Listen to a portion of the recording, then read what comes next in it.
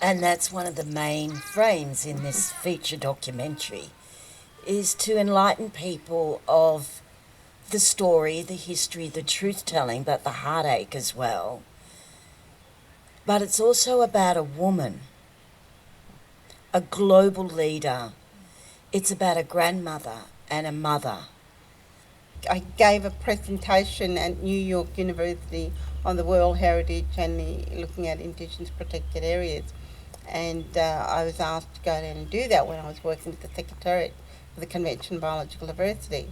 And that's where the Ken Wilson, who had become my boss, he was the one who saw me, hunted me down and talked to me constantly every day in the evening for hours and hours, and for me to try to join that group, which I did. And we put a lot of money back into Australia and Melanesia. It was something that I really love doing and love working with. And my job in the UN kind of took me in very different directions as well. And I love that work, working there and being able to travel, but being able to learn and understand what other people were going through. Um, and I guess for me, as an Aboriginal woman, first one working in the UN, I was the first Aboriginal person from Australia to actually gain a professional position within the United Nations Environment Program. It wasn't easy, but I learned on the way and learned to understand what was going. And it was great because we did achieve a lot of things, didn't we, Sam? We achieved a lot in terms of making sure that um, we have now WIPO that started because when the meeting was held in Madrid, then a few years later we had the Intergovernmental Committee looking at traditional knowledge and intellectual property. That all came out of that discussion that was held in Madrid. We created a lot more change in the discussion of knowledge systems and its discussion, both under UNTAD, also with the International Treaty on Plant Genetic Resources for Food and Agriculture under the UNFAO, which is the UN Food and Agricultural Organization.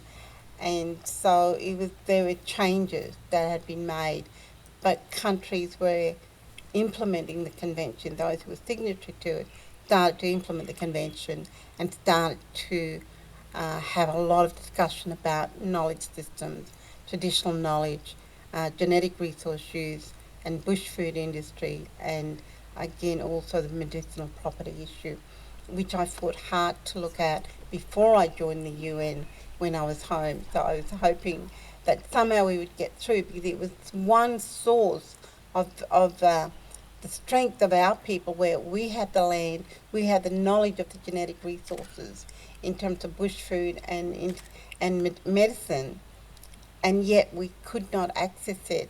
Yet here was the resource which would give us some kind of economic independence, or at least the drive toward being economically independent, where we'd have our own resources, we would build on it. And here I was highlighting that issue back in '85 while I was studying and pushing through to try to get the movement of Indigenous people to work uh, on going out and collecting their bush food, creating an economy and building on that.